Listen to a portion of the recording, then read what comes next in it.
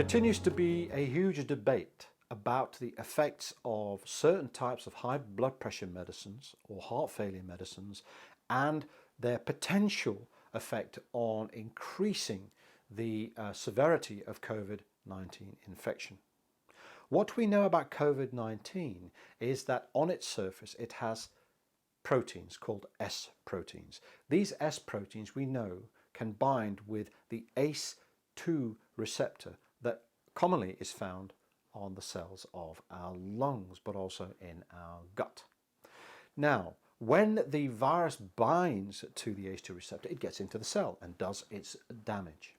What is proposed is that those patients who are on ACE inhibitors or angiotensin receptor blockers tend to have upregulation of ACE2 receptors on the cells of their organs, particularly in the lungs.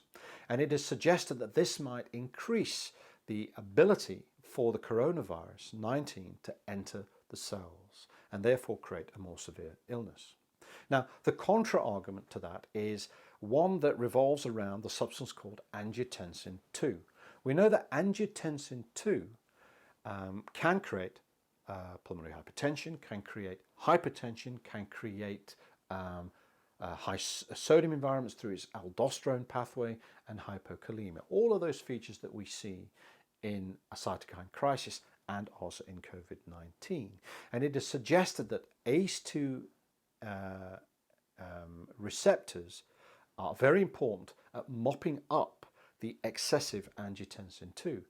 If you're on ACE inhibitors or angiotensin receptor blockers, we also reduce the amount of angiotensin 2 that are in our bodies, or certainly with angiotensin receptor blockers, augment the body's ability to clear this angiotensin 2, the substance we believe to be harmful in the cytokine crisis. So there are two schools of thought. One school is upregulation of ACE2 might increase the entry of COVID-19 into the cells to create its damage. The other is that ACE2 is important in mopping up the excessive angiotensin 2, which in itself might be the cause of all of the injury that we see during the cytokine crisis in COVID-19. For now, the advice is that if you are on ACE inhibitors or angiotensin receptor blockers, you should continue on those medicines unless advised to stop them by your doctor for probably reasons other than COVID-19.